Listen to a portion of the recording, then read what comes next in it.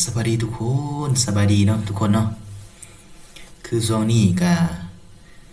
หนักกว่าโควิดเนาะพี่น้องคือตอนนี้ก็มีข่าวมาใหม่มีพยาธิไวรัสมาใหม่พี่น้องเนาะก็คืออยู่ประเทศอินเดียพี่น้องอินเดียวิกฤตสั่งล็อกดาวน์กลุ่มเสี่ยงเนาะนับเป็น100คนเนาะเล็งสกัดกั้นไวรัสนิปาพี่น้องระบาดครั้งทำอิฐในรอบ19ปีเพราะว่าไวรัสนิปานี่แบบมันก็เคยระบาดมาแล้วพี่น้อง แต่ตัวนี้ก็ในครบรอบ19ปีมันระบาดอีกพี่น้องเอ้ยเป็นตาย้านอีหลีหรอเห็นช่วงนี้ก็อยู่เฟซได้ก็เห็นแต่หน้าหนึ่งเนาะขึ้นข่าวหน้าหนึ่งอยู่ใน YouTube ก็เห็นคนไทยเขาเอาลงก็โอ้เห็นแต่ข่าวนี่เนาะเป็นตาย้านนี่หนักกว่าโควิดอีกครับว่าปะทูไวรัสนิพาเป็นไวรัสที่อันตรายพี่น้องเอ้ยเบิ่ง คือบางข่าวหรือว่าบางแหล่งข่าวก็สิให้ข้อมูลว่าจักแม่นหรือบ่แม่นเนาะเขาว่ามาจากเจียเนาะพี่น้องข้างข่าวเนาะคือในเจียนี่มันเจียกินหมากไหม้ในเจียนมีไวรัสนิปาในเจียนี่เพราะว่า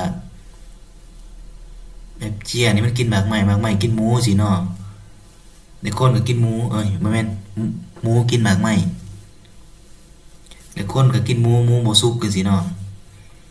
เฮ็ดให้ติดไวรัสจากหมูย้อนจากการกินของคนเฮานี่เฮ็ดให้ติดพยาธิจากหมูเนาะก็คือหมูนี่มีไวรัสนิปาเนาะโอ้เป็นตาย้านนี่พี่น้องเบิ่งแรงที่มานี่เป็นคล้ายๆคือโควิดเนาะพี่น้องถ้าเบิ่งติดตามกันต่อไปเนาะว่าสิเป็นคือแม่นคือบ่เนาะย้านว่าสิเป็นจักหน่อยก็ว่าปล่อยข่าวจักหน่อยก็ว่าคนเฮ็ดเนาะก็ว่าไปกันเนาะอันนี้ก็ตามข่าวปัจจุบันนี้เขาว่าเกิดมาจาก เจียเนาะพี่น้องตัวเจียเนาะโอ้ตัวอย่างนี่พี่น้องเอ้ยคืออยู่ในอินเดียนี่เขาก็เล็งเนาะเล็งกักตัวเนาะมีคนเสียชีวิตก็หลายเติบอยู่พี่น้องเอ้ยแล้วก็ผู้ติดเชื้อก็หลายขึ้นคือตอนนี้ยินข่าวแหล่งข่าวมาก็บ่ทันมีอ่ายาบ่ทันมีโควิดแต่มันบ่ทันมีไวรัสที่ว่าปิ่นปัวเนาะ เห็นบ่นี่บางข่าวคือบางแหล่งข่าวนี่คือให้คือท่านหมอนี่เพิ่นให้ว่าเกิดจากเจียกินหมากไหม้เนาะโอ้มีความเสี่ยงอีกแสดงว่าความหมายนั่นคือไวรัสนี่เกิดจากเจียเนาะเจียไปกินหมากไหม้คือคนเฮานี่ไปซื้อหมากไหม้มากินก็มีความเสี่ยงแน่คนนี่กินเจียบัดนี้เจียกินหมากไหม้หมูกินหมากไหม้คนเฮาก็กินหมากไหม้ก็เฮ็ดให้เฮาติดอีกเฮากินหมูเฮ็ดให้เฮาติดอีก โอ้มันก็อาการคล้ายๆคือโควิดเนาะมีเฮ็ดให้เจ็บหัวปวดห้างเมื่อยต้นโตไข้สิเป็นหวัดอักเสบปอดเนาะมันเข้าไปเนาะโอ้โอ้โธ่เป็นตาย้านที่สุดพี่น้องเนาะมีแต่ให้ระมัดระวังพี่น้องเอ้ย